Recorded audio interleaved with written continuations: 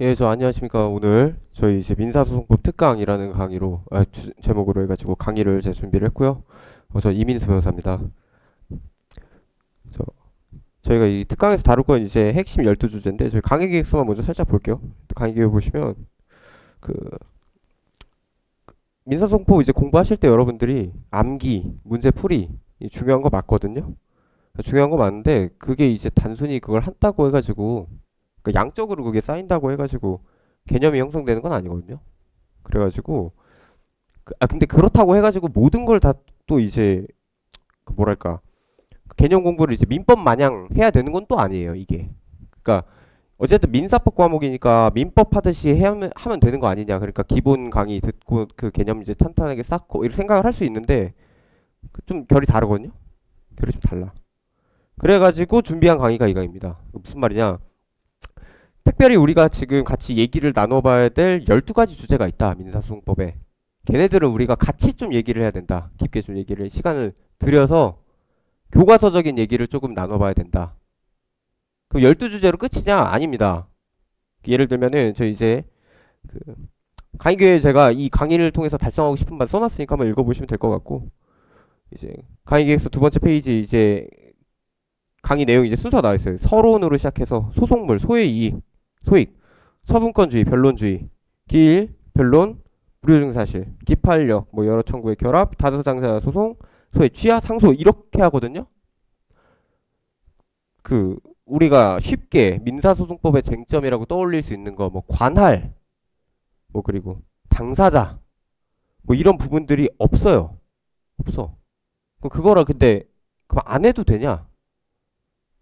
제가 생각했을 때는 연습으로 충분히 할 수 있다. 그 연습하면서 곁들여지는 설명들로 따로 시간을 내서 할 필요는 없다. 라는 게 기본적으로 이 강의의 전략적인 그런 목표입니다. 그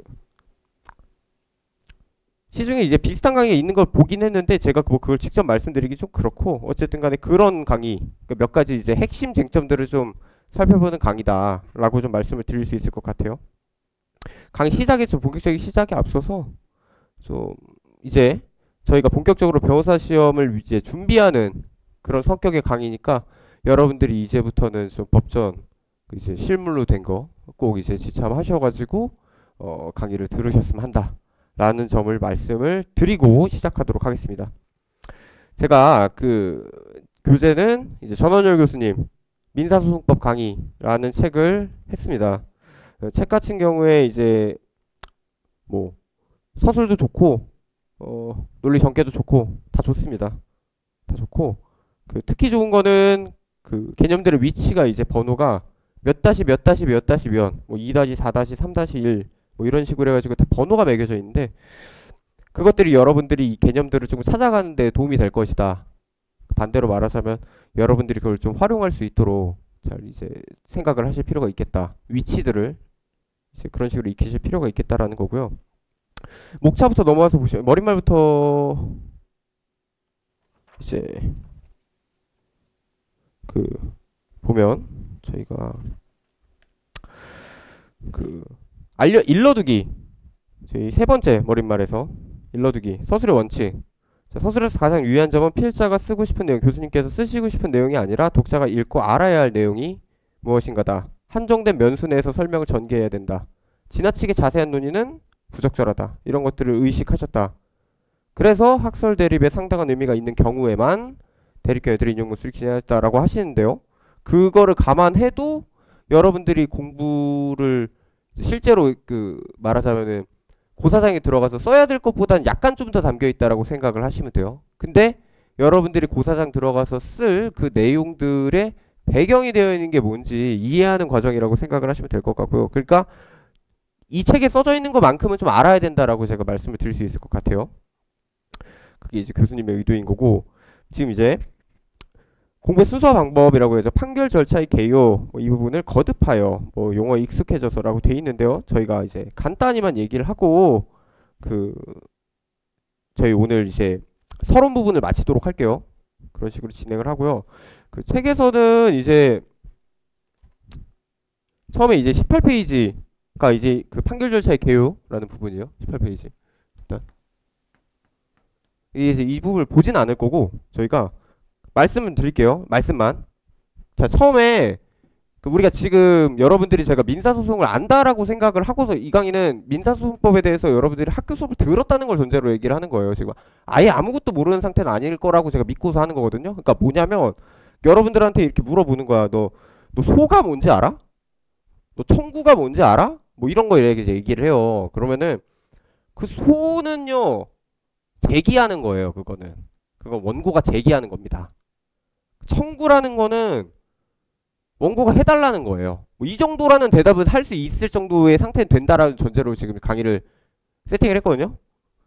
반대로 말하면 여러분들이 그 정도 생각은 다 갖고 있으셔야 됩니다. 그게. 그러니까 막연하게라도 갖고 있으셔야 된다라는 거를 미리 좀 얘기를 드리고 그 막연한 것들에 대해서 조금 정리가 돼야 되는 부분을 몇 개 좀 언급을 하려고 해요.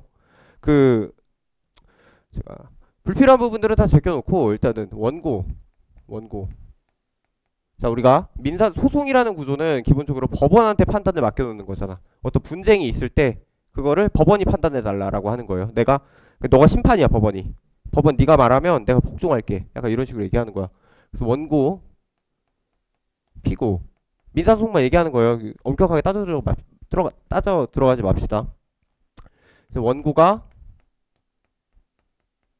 이제 법원에다가 신청을 해. 신청을 해. 뭘 신청을 하냐? 이제 판단을 신청을 해. 판단.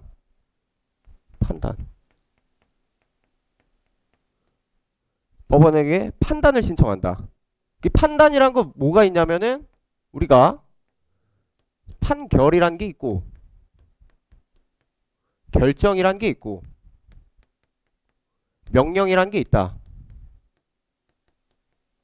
이 세 개는 뭐가 다른 거냐? 뭐가 다른 겁니까? 라고 했을 때 결론만 말합니다. 얘는 필수적으로 변론을 해야 돼. 변론이 필수적이야.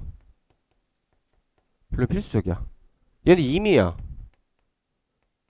얘는 안 해. 요 차이거든요? 요 차이야. 변론을 하느냐 마느냐. 변론이 어느 정도의 중요성 위치를 갖느냐 이거거든요. 그래서 판결 같은 경우는 변론이 필수적이고 그 판단을 내어놓을 때 일정한 형식을 지켜야 돼. 판결서를 낭독하는 방식으로 선고를 하잖아. 그게 판결이거든요. 그게 판결. 이 판결을 구하는 신청. 이게 소야. 소가 판결을 구하는 신청이야. 소가. 근데 그러면은 판결해주세요 이거잖아. 판결이라는 형태로 판단해주세요.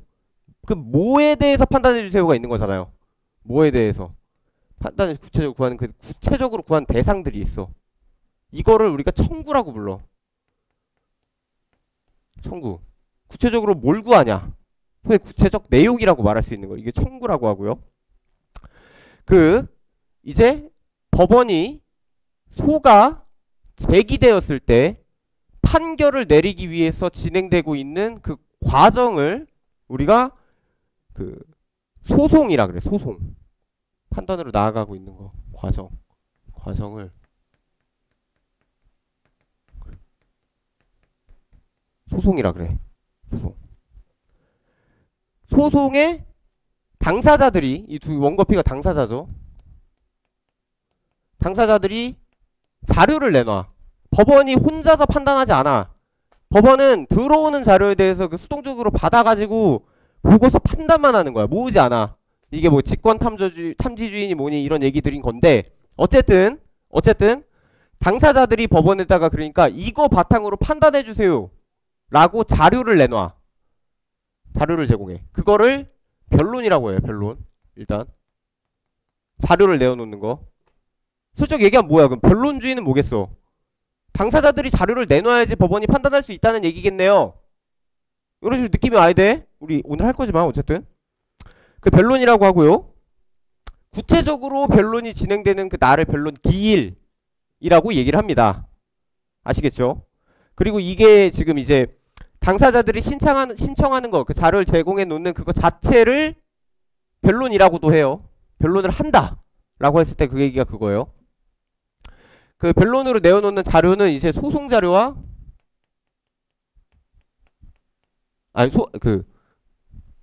미안합니다.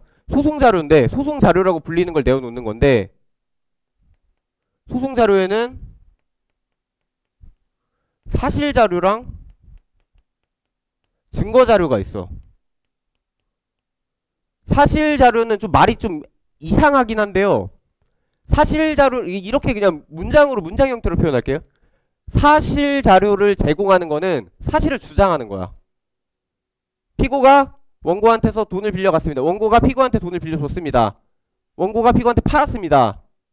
라는 그 사실이 있었습니다라고 주장하는 게 사실 자료를 제공하는 거야. 그게 약간 표현이 헷갈릴 수 있어. 왜냐면은 우리가 증거 자료라는 말을 놓고 봤을 때는 그 구체적인 이제 서증이 됐든 뭐 증거 자료를 갖다가 내는 걸 상상할 수 있는데 사실 자료라고 돼 있으니까 좀 애매하거든요. 근데 어쨌든 그 사실 자료는 그러니까 주장들인 거야. 말하자면 그냥 그렇게 그냥 대충 느낌만 받으시면 돼. 이거는 나중에 어차피 또 합니다.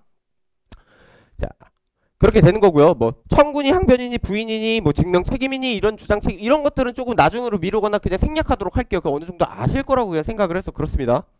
이 정도 얘기가 좀 정리가 될 필요가 있어요. 이 정도 얘기가 좀 정리될 필요가 있고, 자 하나 그냥 체크하는 차원에서 말하면은 그래가지고 소송이 딱 제기가 되면 거기다 제목이 붙잖아. 제목이 붙잖아. 뭐 매매대금 등 청구의 뭐 청구의 소라고 이제 이름이 붙어. 이게 어떻게 되는 거야? 그러니까 소를 제기를 한 건데 그 소가 이런 청구들이었어요. 이렇게 하니까 당연히 청구의 소가 되는 거야. 청구의 소가. 뭐 그런 겁니다. 뭐 이 정도 말하면 될 것 같아요. 뭐 역사적으로 이게 책에 이제 있긴 하거든요. 이게 지금 그 이 앞부분에 있고 앞부분에도 있고 뒷부분에도 막 이렇게 얘기가 되는데 필요한 부분 내에서 이제 얘기가 되면서 이제 말씀을 드리거나 아니면 여러분들이 그냥 보셨으면 한다 라는 차원에서 말씀을 이제 드릴 수 있을 것 같고요. 그 다음으로 지금 이제 여기까지 이렇게 딱 놓고서 저 18페이지를 좀 어느 정도 읽으신 다음에는 이제 47페이지로 넘어가셔야 돼. 47페이지. 47페이지가 이제 소와 청구라는 개념에 대해서 설명을 하고 있는 부분인데 지금 어차피 저희가 다뤘으니까 넘어가도록 할게요. 넘어가도록 할게. 뭐 그런 거 얘기 있어요. 우리가 청구 이게 지금 이렇게 얘기했잖아. 청구를 했고 청구의 소 뭐 이렇게 얘기했잖아. 근데 우리가 실제법에서 배웠던 이거랑 비슷하게 좀 관련이 있어 보이는 게 있어요. 청구권이란 개념이 있어. 청구권. 청구권. 그 청구권을 소의 방식으로 행사하는 걸 청구 뭐 이런 얘기들이 있거든요. 그것도 이제 로마 막 이런 얘기들이 튀어나와요. 혹시 여러분들이 그게 공부에 도움이 되시는 분이라면 이 47페이지부터 이하를 조금 차분하게 좀 보셨으면 좋겠다 라고 말씀을 드릴 수 있을 것 같습니다. 자 마지막으로 딱 언급할 부분이 이건 것 같아요. 자 그러면 이제 소를 우리가 제기를 할 때 반드시 담아야 되는 내용 두 개가 있어요. 물론 이제 그 당사자도 적어야 되고 하지만 내가 얘기하려는 게 이제 청구가 취지가 있고 원인이 있어. 원인. 청구 취지는 법원이 이거를 결론으로 내주셨으면 좋겠습니다. 결론으로 내주셨으면 좋겠습니다. 라는 겁니다. 그래서 이제 61페이지에 얘기가 돼 있는데요. 청구 취지란 원고가 소로서 바라는 법률 효과를 적는 소의 결론입니다. 거든요. 여기서 제가 포인트로 얘기하는 거는 법률 효과를 적는 거라는 거예요. 법률 효과를. 이게 나중에 여러분들 그 오늘 수업하면서 좀 슬쩍 얘기가 될 건데 뭐 어쨌든 그렇습니다.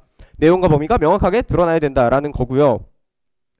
62페이지에 청구 원인은 청구 취지라는 결론을 이유 있게 하는 근거를 제기한 쓰는 거고 거기 판결서 이유에 대응하는 부분입니다. 라고 얘기를 합니다. 너무너무 중요한 얘기들이 많은데요. 제가 말했지만 그 말이 안 돼. 솔직히 말해서 이게 어떻게 6페이지 안에 민사소송법을 할 수 있어요? 선생님 그건 좀 무리한 플랜 아니신가요? 막 이렇게 말씀하실 수 있는데 그 혼자 읽어도 될 겁니다. 충분히 가능해요.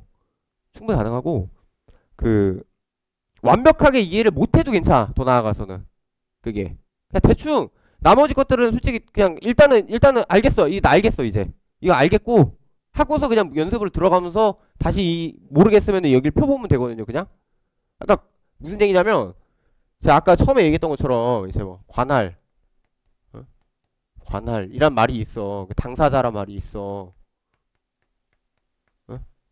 그 관할이라는 거는 어? 그 담당하고 뭐 그런 느낌 아니에요? 당사자라는 거는 그 소송에 이렇게 그 막 사람들이 등장을 하는데 그 주인공들이라는 거 아니, 이거만 일단은 내가 이 단어만 봐도 느낌이 오잖아. 일단은 뭔지. 그러니까 그냥 그 보시면은 그냥 그 정도 범위 내에서 얘기가 돼 있기 때문에 제가 특별히 설명 안 한다라는 그런 거예요. 다시 말합니다. 이게 중요하지 않아서가 아니고 문제 안 나올 거라서가 아니고 그런 거예요. 나중에 연습으로 기회를 미뤄둔다라고 다시 또 말합니다. 이게 여러분들이 등한시할까 봐서요. 이 상태에서 이제 225페이지에서 소송물 시작합니다.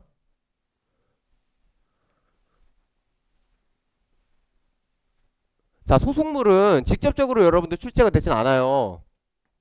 그래서 건너뛰는 경우도 있긴 하거든요. 근데 저는 좀 과감하게 소송물 얘기를 좀 먼저 해보려고 해요. 왜냐면 그러니까 소송물 얘기를 안 하게 되는 경우는 어떤 거냐면은 이게 뭐 중복재소라든지 그 이제 청구 변경이라든지 그리고 이제 기판력이라든지 이런 문제할 때 소송물이 등장을 하거든요. 이게 그걸 알아야지 그걸 해결을 해. 그러니까 그 부분 가서 배우면 된다고 생각을 할 수도 있거든요. 사실 그게 소송물이란 거 대충 뭔지만 그냥 제가 지금 이제 관할이나 당사자 이런 거에 대해서 취했던 입장을 똑같이 소송물에도 취할 수 있긴 하거든요. 근데 그 좀 그래도 깔끔하게 한번 정리는 하고 가야 될 것 같아. 저는 제 생각에는. 그러니까 그 뭐라 그래야 될까? 지금 아니면 정리를 하기가 좀 어려워요. 그게 각자 부분에서 다 할 수 없고. 그래서 소송물이란 거 어떤 거냐? 225페이지 어떻게 돼 있어? 소송 절차가 제대로 진행되려면 그 대상이 확정돼야 된다. 그 대상. 소송 절차. 대상이다. 대상. 대상이다. 여기서 얘기가 추상적으로밖에 얘기가 안 돼요. 근데 그 추상적으로 그냥 그 여러분들이 그 그림만 그려지면 괜찮거든요. 완벽하게 그거를 그 논리적으로 무결하게 이렇게 딱 서술하려고 할 필요는 없어요. 그냥 소송물은 뭐다. 이 소송에서 소송물이 뭐다를 가려낼 수만 있으면 돼. 그걸 염두에 두고 봅시다. 자, 226페이지 넘어오셔서 어떻게 돼? 원고가 그 절차의 대상을 대략적으로 정해야 돼. 그렇게 함으로써 피고와 법원이 그와 다른 대상을 다루지 않게 딱 그 부분만 다룬다는 거야. 그 부분만 다루게 돼. 그게 바로 소송물입니다. 그게. 소송 절차가 이제 다루고 있는 그 대상. 다른 것과 구별해주는 게 뭐냐. 소송물이란 그래서 소송의 객체, 더 이상 분할할 수 없는 심판 대상의 최소단이고 그 범위의 한계선을 어디에 끊느냐. 이런 문제가 된다. 라는 겁니다. 자, 다음 문단은 넘어가도록 할게요. 읽어보시면 될 것 같고. 소송물은 민사소송법전에 한 번도 등장하지 않는 단어지만 민사소송의 여러 단계에서 여러 사항을 결정하는 기준이 되는 소송법상의 핵심 개념입니다. 그래서 여러분들이 소송물을 가릴 줄 아셔야 돼. 모르시면 안 되고요. 앞에 부분보다도 특히 이제 뿐만 아니라는 거 소제기 이후의 쟁점들, 즉 이미 제기된 기존의 소와의 관계에서 발생하는 문제들에서 소송물 개념은 더욱 핵심적 기능을 합니다. 그래서 중복제소의 문제가 있고요. 그러니까 이건 어떻게 표현된다는 거야? 내가 지금 소를 제기를 했어. 그러면 소송 계속이란 게 발생을 해. 소송이 계속되고 있다는 거야. 그 소송 계속이라 그래. 소송 계속이 어느 내용에 대해서 무엇에 대해서 소송 계속이 발생했나요가 소송물이랑 일치하게 되는 거야. 그게 소송물인 거야. 그런 식으로 되는 거고 그 다음에 227페이지 A 청구를 소로서 제기한 후에 B를 추가로 주장을 해. 그럼 이게 공격 방법을 추가한 건지 아니면 그러니까 내가 다른 소송물이야. 이 소송물 범위에 안 포함된 걸 내가 얘기를 했어. 그럼 다른 청구인 거잖아. 뭐 그런 식으로 얘기가 된다. 얘기가 돼 있어요. 그래서 청구 변경 얘기가 있고 그 다음에 이제 기판력의 객관적 범위 이런 데서 영향을 미치게 됩니다.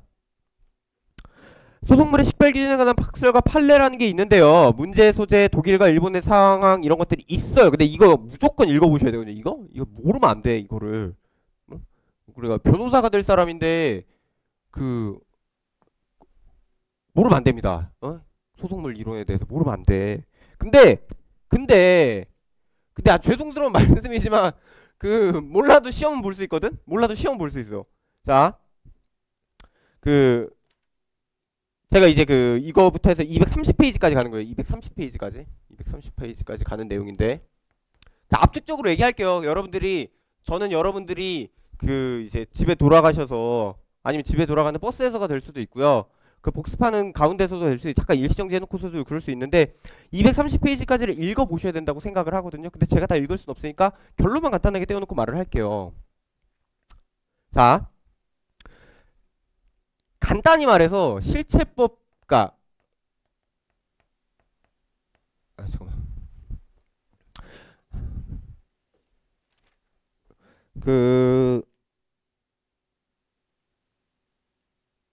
이제 실체법설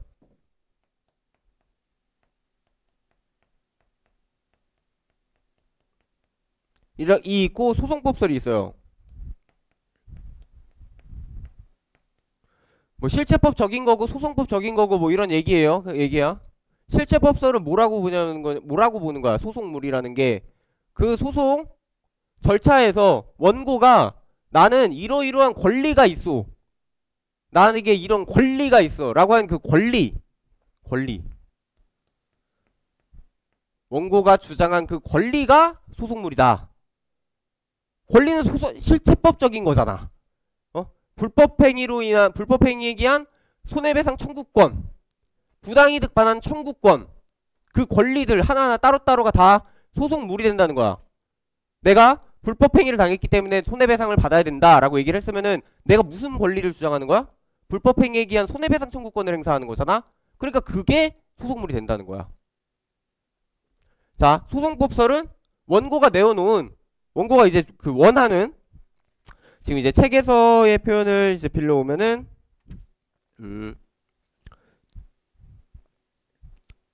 이제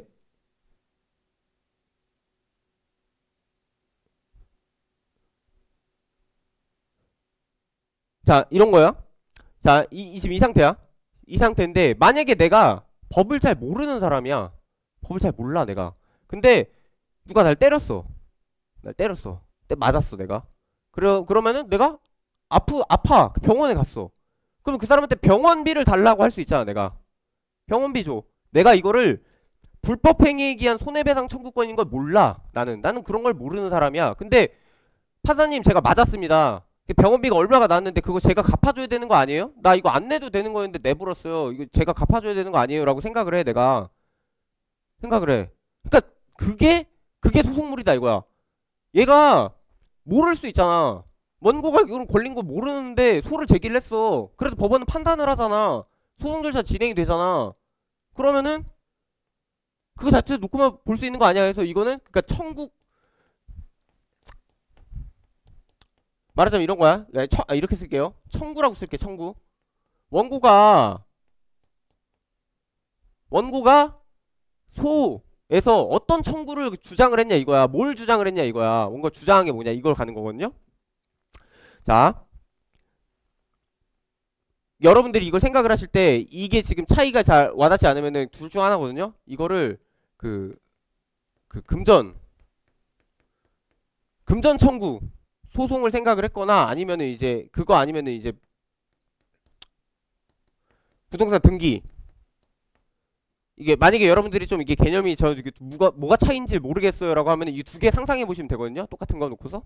그러면 좀 와닿으실 거야. 어쨌든 간에 실체법설이라는 거는 어떤 권리를 주장하느냐에 따라 결정이 되는 것이고 소송법설은 그 청구가 무엇을 주장하는 거냐. 그러니까 제가 아까 말했던 것처럼 제가 맞아가지고 병원비 100만원 지출했어. 100만원 주시오 라고 얘기를 했으면 불법행위에 기한 손해배상 청구권이라고 보는 게 실체법설인 거고 100만원이라는 게 이 소송법설이다. 뭐 이런 얘기입니다. 근데 우리는 실체법설 따라갑니다. 판례가 그렇게 하고 있으니까 라는 게 결론이에요. 그래서 어떤 것들 나오는 거야? 이제 청구권 경합이라는 문제에 있어서 서로 다른 청구권이잖아. 다른 소송물이 되는 거야. 아시겠죠? 뭐 이 정도 말하면 될 것 같고요.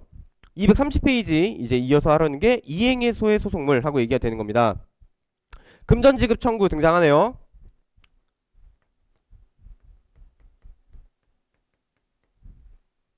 같은 사실관계에 기하여 계약 책임을 묻는 청구와 불법행위 책임을 묻는 청구는 별개의 소송물이에요. 별개 청구권이잖아. 불법행위로 인한 손해배상 청구권을 행사하여 확정 판결을 받은 다음에 채권의 만족에 이르지 못했어. 그러면 부당이득 반환 청구권을 행사해서 신소를 제기해도 돼. 소송물이 다르니까. 그런 얘기입니다. 엄수표도 뭐 그렇고요.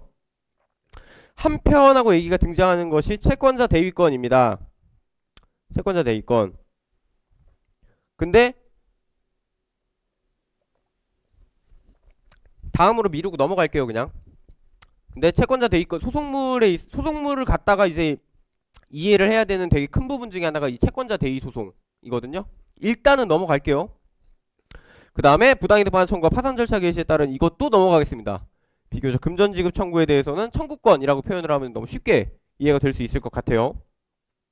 반대로 말하면 어떤 거야? 여러분들이 분쟁 상황 딱 만나면은 청구권이 뭔지부터 떠올려야 되는 거야. 그게 여기서 지금 이제 그런 감각들이 있어. 돈이 이게 갑이랑 을이랑 무슨 일이 벌어졌어. 그러면은 얘가 갖고 있는 이 금전이 얘한테서 옮겨가야 될 것 같은데 라는 여러분들의 그 직관적인 감각이 있거든요.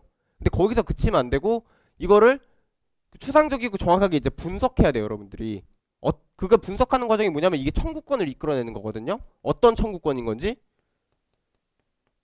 그러니까 금전지급 청구는 비록 약간 비교적 쉽게 얘기를 할 수가 있다라고 말씀을 드릴 수 있을 것 같고요. 인도 청구는 소유권에 기한 인도 청구와 계약에 기한 인도 청구의 소송물이 다르다. 다른 청구권인 거니까 라는 거고요. 소유권에 기한 건물 반환 청구와 점유권에 기한 거 이것도 별개다 라고 말합니다.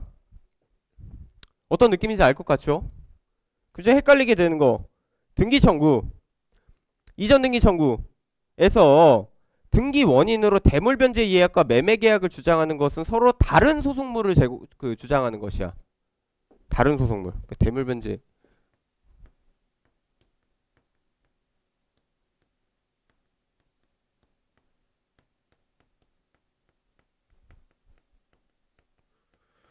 자, 등기 원인. 자, 대물 변제 이해약, 매매 계약. 서로 다른 계약이잖아. 그 각자 다른 계약에 의해서 발생한 청구권은 다를 수밖에 없겠지요. 뭐 그런 얘기입니다. 그러니까 다른 청구권을 주장하는 거니까 다른 소송물이 되는 거고요. 이전 등기 청구의 등기 원인으로 매매를 주장을 했어. 근데 후소에서는 취득 시효를 주장을 했어. 그 소송물을 달리하는 겁니다. 매매를 원인으로 소유권 이전 등기를 구했는데 법원이 양도담보 약정을 원인으로 한 소유권 이전 등기를 명했어. 다른 소송물에 대해서 판단한 겁니다. 아시겠죠? 그래서 처분권주의를 위반한 것이다라고 얘기가 돼 있고요. 다만 하고 얘기가 되는 것이 이전 등기 청구 사건에서 등기 원인이 청구 취지에 포함되어 있기는 하지만 이라고 얘기가 돼 있어요. 뭐냐? 뒤에 이제 말소 등기가 이게 나와. 말소 등기. 자, 미리 슬쩍 볼게요. 말소 등기 청구에서 밑에 이제 그러나 판례는 말소 등기 청구에서는 이전 등기 다르게 본다. 즉 말소 등기 청구의 소송물은 말소 등기 청구권 하나야. 말소 등기 청구권 하나야. 하나의 말소 등기 청구권이야. 말소 원인을 다르게 주장하는 거는 공격 방법이 다른 데에 불과하다고 얘기를 해요. 이게 어떻게 등장하게 돼? 우리가 그 청구 취지 주문 찍을 때 여기는 등기 원인을 쓰잖아. 언제 뭐 몇 월 며칠자 매매 계약에 기한 쓰잖아. 근데 여긴 안 쓴단 말이야. 그냥 말소하라 그러지. 말소 등기 절차를 이행하라고 쓰지. 무슨 등기에 대해서 말소 등기 절차를 이행하라고 쓰고 이거는 뭐 정확하게 등기 원인까지 쓴단 말이야. 그게 그 차이에서 만들어지는 거거든요. 이게 소송물을 바라보는 관점이. 반대로 말하면 그렇게 쓰기 때문에 소송물을 이렇게 다르게 본다라고 얘기할 수도 있어가지고 좀 애매한 부분인데 어쨌든 그래요. 그래서 다만 이전 등기 청구 사건에서 등기 원인이 청구 취지에 포함되어 기재되긴 하는데요. 원고의 청구와 등기 원인을 달리하는 것이 아니라 청구의 동일성이 인정되고 법원이 등기 원인을 고쳐 적었어. 그러니까 원고가 걷다가 쓰기는 매매라고 썼는데 법원이 보니까 그게 사실 매매가 아니야. 이게 양도담보야. 예를 들어서 막 그러면 이거 야 너 매매라고 말했지만 이거 양도담보네. 뭐 이렇게 얘기를 했어. 그러니까 원고가 법적으로 몰라가지고 표현을 매매라고 한 거야. 사실 그 양도담보였어. 그 얘기하는 거거든요. 그 얘기하는 거고요. 그 2010다 이게 2010다 84457 이게 하나 있는데요. 그 피고등 건축주들이 있어. 피고등 건축주들이 있고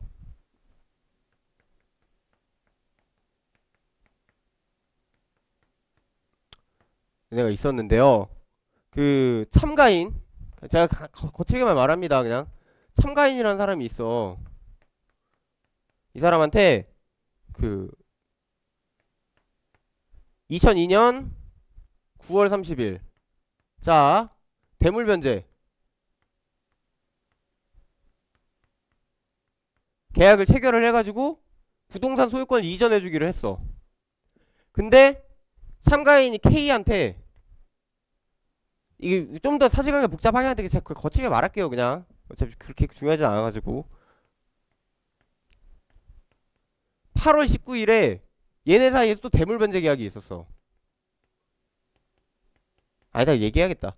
대물변제 계약 체결했는데 이게 지금 대물변제 계약 얘기할 때 피고등 건축주가 참가인한테 소유권 이전 등기를 해주겠다고 얘기한 게 아니라 이 참가인이 지정한 사람한테 소유권 이전 등기를 해주기로 했거든요. 그 다음에 참가인이랑 K랑 이제 계약을 해가지고 야 내가 피고등 건축주들한테 피고한테 내가 받을 게 있거든. 그거 너한테 해주라고 할게. 이 계약을 체결한 거야. 그런 다음에 K가 L한테 6월 아니지 06년 1월 2일에 이제 양도담보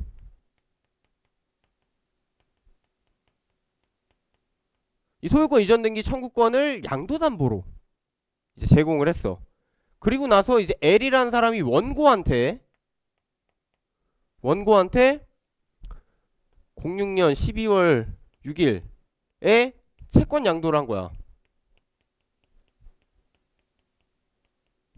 야 내가 이러저렇게 해가지고 피고한테 내가 소유권 이전 등기 청구할 수 있는 그 권리가 있거든? 그거 얘 너한테 양도할게 하고 넘겨줬어. 그리고 이제 원고가 피고한테 소유 제기하는 거야. 야 소유권 이전 등기 절차를 나한테 이행해 라고 하는 거야. 여기 등기 원인을 뭘 써야 될까요? 뭐 이런 문제거든요. 이게 문제가 됐었어.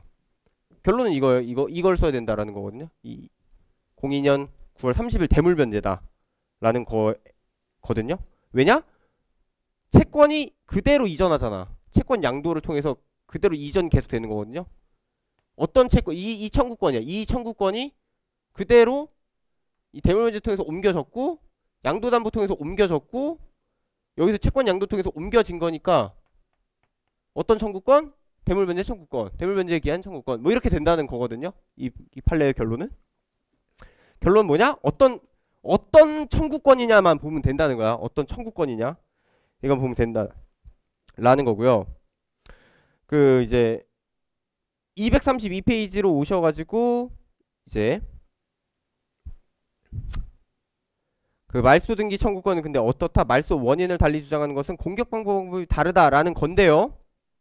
그 관련해가지고 판례가 어떻게 표현하냐? 동일성 식별의 표준이 되는 청구 원인, 즉 말소 등기 청구권의 발생 원인은 당해 등기 원인의 무효라 할 것이다. 그러니까 말소 등기 청구권에서는 내가 주장한 청구권이 뭐라는 거야? 등기 원인이 무효기 때문에 말소 등기를 해야 됩니다 라는 청구권이라는 거야. 내가 그냥 딱 그거라는 거야. 구체적으로 등기 원인이 왜 무효인지는 공격 강화 방법이고 라는 거거든요. 헷갈리시면 안 되는 거가 얘기가 나오는 게요. 진명 등 같은 경우 진정명의 회복을 원인으로 한 소유권 이전 등기는 말소 등기 청구를 이제 대체하는 거니까 마찬가지로 생각을 하면 되는 건데요. 지금 그런데라고 이어지고 있는 거, 등기가 이전된 후에 A의 토지가 B에게 등기 이전된 후에 A가 위조계약서에 기한 이전 등기였습니다 라고 했어. 그런 다음에 명의신탁 해지를 원인으로 하는 말소 등기 청구를 추가를 했어. 그러면은 이게 명의신탁 약정에서 출발하는 게 있고요 하는 거예요. 이게 지금 공격방어 방법의 게 아니라는 거잖아.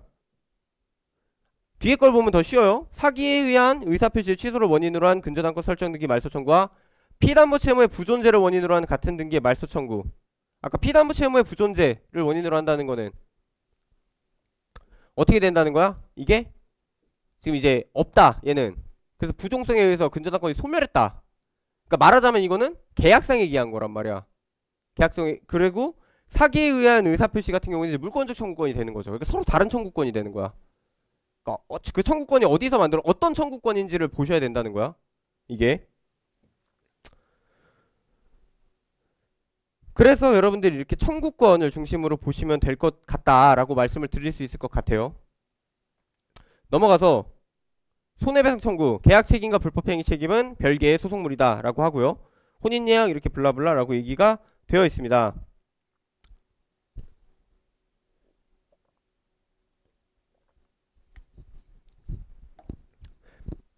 233페이지에 불법행위에서는 재산적 손해와 정신적 손해로 구분을 하는데, 신체상해 같은 경우는 적극적, 소극적, 정신적 이렇게 세 가지로 나눈다. 손해 3분설. 이게 서로 다른 소송물이다 라고 얘기를 해요. 나왔죠? 그래서 뭐 나오겠느냐마는 뭐 그렇습니다. 넘어가서 일부 청구의 소송물이라는 게 있어요. 어떤 거야? A가 B에게 1000만원을 대여했어.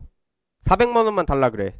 그러면은 이런 거 할 수 있는데, 자 이게 지금 2-5-1-2가 83페이지거든요 여러분들이 이제 궁금하시면 가셔서 보셔도 되는데, 결론만 저는 갖고 와서 얘기를 할게요. 그러니까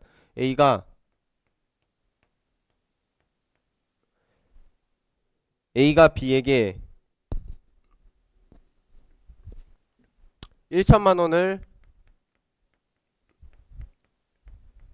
대여했는데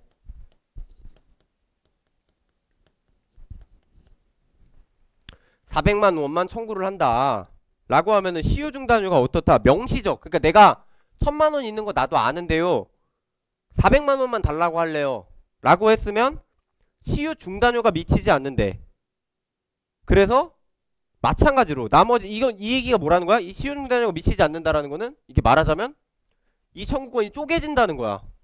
1000만원짜리 원래 얘가 내가 지금 안 구하고 있는 600만원이랑 내가 지금 구하고 있는 400만원이랑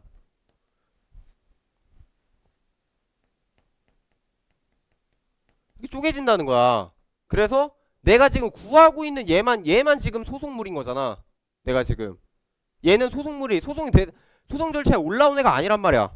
그러니까 얘는 시효 중단료가 미치지도 않고, 그다음에 중복재소 이거 내가 추가로 구해도 중복재소가 아닌 거고, 기판력도 지금 이 부분에 대해서만 미치고 뭐 이런 식으로 얘기를 한다는 거예요.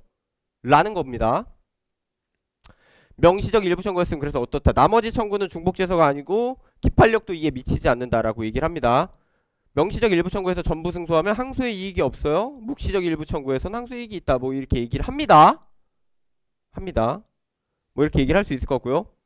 뭐 수기의 손해배상 청구권 뭐 이런 얘기는 넘어가도록 하면 될 것 같고, 일부 청구에 대해 과실상계를 할 때, 자 지금 이렇게 얘기를 했어. 내가 지금 400만원 600만원 나뉜다 그랬잖아.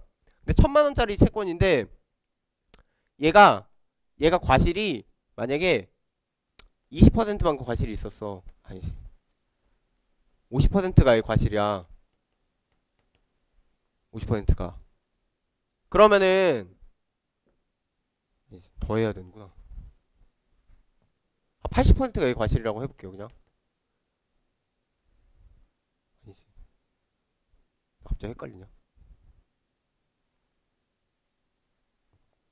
아, 50%. 예. 50% 과실 있어 얘가. 그러면은 어때? 무슨 생각이 들어? 이게 지금 내가 청구권이 두 개로 쪼개진다 그랬잖아. 그러니까 과실상계를 하면은 여기 이 400만원 여기에서는요 200만원만 청구할 수 있고요 여기서는 300만원만 청구할 수 있는 거예요 라고 이제 볼 수도 있겠지만, 그렇게 보지 않고 어떻게 한다? 결론을 일단 보고서 설명할게요. 먼저 전액에 대하여 과실상계를 한다. 그런 다음에 결과액과 청구액을 비교를 한다. 이렇게 해서 인용 계획을 결정해야 된다라는 거예요. 그러니까 여러분들이 이 개념 머릿속에 그림으로 가져가실 때 좀 조심해야 되는 거죠. 맞잖아. 이게 지금 600, 400으로 나뉘었으면 과실상계 한다 그러면 이게 200, 300으로 되는 것처럼 보이잖아. 근데 그건 아니라는 거야, 그거는. 그래서 이거를 막 분할 채권이 되고 막 이렇게 서술하시면 좀 위험하겠죠? 헷갈릴 수 있겠지만 일단은 넘어갈게요. 이거는 뭐 특별한 법리라고 기억하시면 될 것 같습니다. 공격 방법과의 비교. 위에서 소송물이 서로 다른 경우를 봤는데요. 소송물은 같고 다만 공격 방법이 서로 다를 뿐인 경우가 있습니다. 부당이득 반환 청구를 하는데요. 법률상 원인 없음의 근거로 여러 무효, 취소 사유들을 주장하는 경우. 이래서 무효고 저래서 무효고. 결론은 그렇지만 부당이득 반환 청구권이야. 대리로 체결된 계약에 기한 청구를 하는데 대리권 수여, 무권 대리 추인 해서 얘기를 하는 거. 임대차 경료를 원인으로 건물인도 하는데 종료가 왜 됐냐? 주장하는 경우. 이런 것들이 공격 방법만 다르다 라고 얘기를 합니다. 어떤 느낌인지 아시겠죠? 아셔야 되는데. 예, 그렇고요. 확인 같은 경우에는, 확인해소 같은 경우는요, 결론적으로 말하면은, 지금 이제, 제일 밑에 문단에서 한국의 판례가 확인해소에서 소송물을 어떻게 파악하고 있는지도 분명하지가 않아요. 잘 모르겠어. 명확하게 딱 떨어지진 않아. 지금 이제, 84다카 2132 얘기하시면서, 뭐라고 얘기하셔? 소유권 확인 판결이 확정됐어. 그러면 내가 시효취득했어. 이렇게 해서 나중에 다른 소를 제기를 할 수가 없다. 뭐 이런 식으로 얘기가 되는데 이게 사안이 좀 복잡해요. 이게 막 중복 등기가 돼가지고 막 진행하고 이게 좀 복잡하거든요. 그래서 교수님도 아마 표현을 매매, 시효취득 등은 공격 방법에 불과한 것으로 보인다라고 이제 조금 톤을 좀 낮춰서 말씀하신 것 같거든요. 근데 어쨌든 간에 느낌적으로 놓고 봤을 때 그냥 소유권이 얘한테 있다. 소유권이 얘한테 있다. 그러니까 소유권 자체. 지금 아까 청구권만 살펴봤잖아. 이행소에서. 여기서 소유권 확인이니까 소유권. 그게 소송물이 된다. 이런 식으로 이제 본다는 거예요. 그러나 다른 한편으로 이제 235페이지에 얘기가 되고 있는 거는 소유권의 확인을 구하는 소라 지분 소유권을 상속받았음을 전제로 그 지분 소유권의 확인을 구하는 소가 소송물이 다르다고 했어요. 이것도 여러분들이 지분이라는 것을 어떻게 이해하고 있느냐에 따라서 다르게 다가올 수 있겠지만 어쨌든 결론 차원에서 여러분들이 새기고 가셔야 된다라는 겁니다. 형성해소의 소송물을 보는데요. 어떤 생각이 들어? 지금 계속 청구권 이런 얘기 했으니까 형성해소는 형성권이 소송물이 되는 거 아니에요? 뭐 이렇게 생각이 되는 거죠. 자, 맞거든요. 맞거든. 맞는데 실제 법만 보기로 했으니까 우리가. 근데 체크해야 될 건 이거예요. 가령 A가 이제 두 번째 문단에서 이혼 소송, 이혼 사유로 부정행위를 들었는데 구타로 인한 심의 부당한 대우가 밝혀졌어. 그러면 서로 다른 이거는 다른 소송물이 돼요. 이거는 이혼 같은 경우에는 그래서 뭐라고 표현하냐면 각 이혼 사유별로 별개의 소송물이 된다. 이렇게 표현을 합니다. 요건 좀 특별히 체크를 하시면 될 것 같고요. 236페이지로 넘어오셔가지고 그 다음에 이제 중간에 이제 주주총회 결의 취소해소 중에 종족수 미달을 사유로 한 결의 취소해소가 제기를 되면 중복제소냐 라고 하면 어떻게 된다? 어느 설에 의하더라도 중복제소다 라는 거고요. 주주총회 결의에 절차적 하자가 있다가 퍼져나가는 그런 건 거죠. 주주총회 결의에 절차적 하자가 있기 때문에 취소를 구하는 취소 청구권, 취소 형성권이 그렇게 간다라고 얘기를 할 수 있는 거고, 더 나아가서 판례는 하고 이어지는 게 조금 중요한데요. 회사의 총회 결의에 대한 부존재 확인 청구, 무효 확인 청구는 모두 법률상 유효한 결의 효과가 현재 존재하지 아니함을 확인받고자 하는 것에서 동일해. 그래서 결의 무효 확인을 구하는 소송에서 결의 부존재 확인 판결을 선고할 수가 있다고 합니다. 자, 그러고 이어지는 게 주주총회 결의 취소 소송 제기 기간 내에 그 결의에 관하여 부존재 확인의 소를 제기하였다가 취소소송 제기기간 뭐 블라블라 해서 결의 부존재 확인 소송의 소송물과 결의 취소 소송의 소송물이 동일함을 전제로 한 것이다 라고 결론이 나오는데요. 자, 중요하니까 여러분들이 나중에 회사소송 부분 배우실 때 이 부분을 이제 소송물과 연관지어서 한번 봐야 된다 라고 미리 그냥 생각을 하시면 될 것 같아요. 그 다음 뭐 재심 마지막 문단에서 재심 사유마다 별개다 라고 하고요. 사행위 취소 소송에서 판례는 어떻게? 취소하려는 채무자 수익자 간의 행위를 소송물로 보고 있다. 그러니까 뭐를 취소할 거냐, 무슨 행위를 취소할 거냐 라고 이제 본다는 거예요. 그래서 피보전 채권을 추가 변경하는 거, 이거 추가 교환하는 것은 공격 방어 방법의 변경이다 라고 말을 합니다. 여기까지가 소송물입니다. 예. 기가 막히겠죠? 예. 예. 다음 내용은 이제 이어서 2교시에 진행하도록 하겠습니다.